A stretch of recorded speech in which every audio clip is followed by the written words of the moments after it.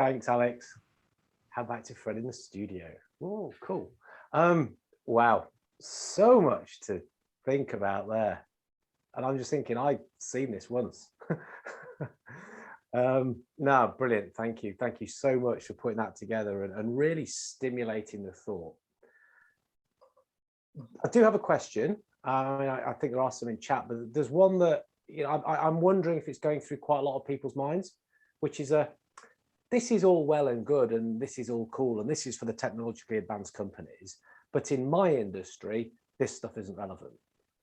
Have you got a comment to make around that?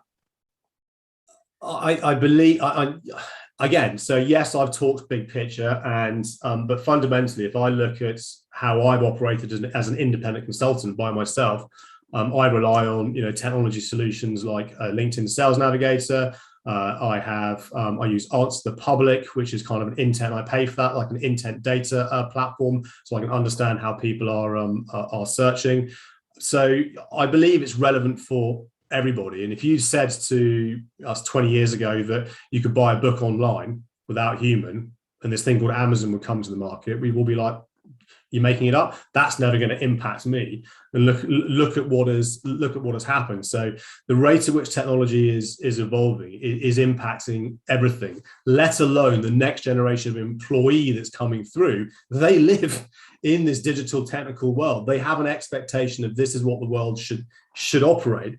So as an employer, if you're not providing an environment in which they're comfortable operating, they're just going to not go and join those companies. They'll go and work with the companies that do provide that technology enabled environment. So yes, granted that depending on the size of the organization, the size of the what you're selling to, it may be not the big ticket stuff, but I do believe we all have access to the information. We all have access to data and insight, and it's become more freely available. So you still need to be moving into this mindset and this thinking around, just because I've done it this way, is there a better, more effective way of doing things?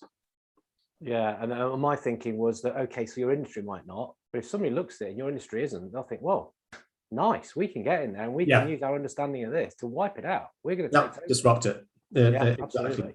So Mode Salah, forgive me if I pronounce your name wrong. He said, what are the main skills and mindsets we will need in the coming 5 years?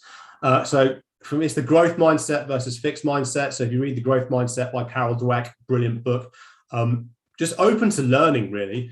And I think it's open to learning and understanding that it's coming. Be prepared to try things. Go and speak to different people in different industries. I'm not going to use even though I'm using the Google fail fast, fail quick, because again, that's not appropriate for everyone. But it's just be prepared to be open, learn, and listen, and also prepared to listen to people that you don't necessarily agree with.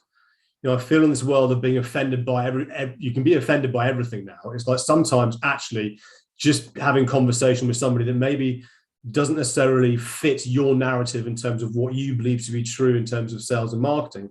Actually, that's where you can learn the most. But it's just an open growth mindset is the key to all of this.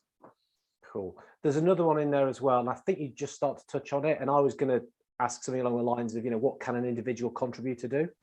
If your company's not teeing you up for this, I think you said, I know you often talk about LinkedIn Navigator, so it's one of the kind of most underused. Yeah. So again, and again, go to salesborgs.ai and go and join Justin's group, because there's lots of others in there that are talking about this. Sometimes you've got to get up and leave and just go to a company that is prepared to invest in you and a technology from a training perspective. Other times it's if you're able to kind of get some proof points and then take that to leadership and go, look, I did this differently out of my own pocket and this worked. Either they're going to go with it. If they're not going to go with it, then you're working for them. Unfortunately, you're working for the wrong type of organization with the wrong type of mindset in terms of where this is all going. So then you should, in my view, move on to an organization that is going to provide you that support structure and mindset that you are looking for.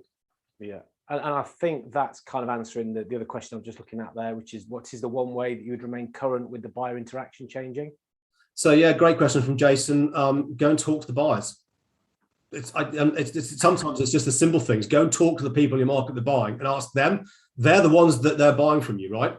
Back to that question I had at the earlier on in terms of the strategic outcomes you're trying to achieve. Don't base it on assumptions. Don't base it on what marketing tell you. Don't base it on your mates. Go and pick up the phone to clients and ask them. just ask them straight out, what should I do to remain current with you? And that could lead to, you never know, sales opportunities. That could lead to, you know, because they'll start talking to you. Oh, we do this and this and this, and oh, we can actually help you with that. And I didn't know this, and so on. So, you know, if we're going to be buyer centric, if we're going to go put our buyers first by having a conversation with them.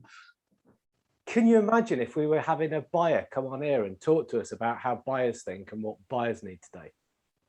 I know, it'd be good, right? Wouldn't that be amazing? I can see Mark in the background smiling away, because that's exactly what we're going to do next. It's like we set that question up. Jason, you can perfect segue. You can feed us questions like that every time. We'll happily respond to them. Alex, thank you so much. Really do appreciate that. You mentioned some links, you mentioned some people. I put something in about sales, a force for good, which Marcus Kauke, who you mentioned, is a big driving force behind. We're gonna collate all this stuff and put it out to people to click in and look at. You know, sales balls, Justin stuff. Good thing about Justin, he proves it with data, doesn't he? Stuff he's saying. So thank you. Really do appreciate that. My pleasure. Thank you for inviting me, and I look forward to the rest of the day. Thank you very much. Cheers, Alex. Cheers.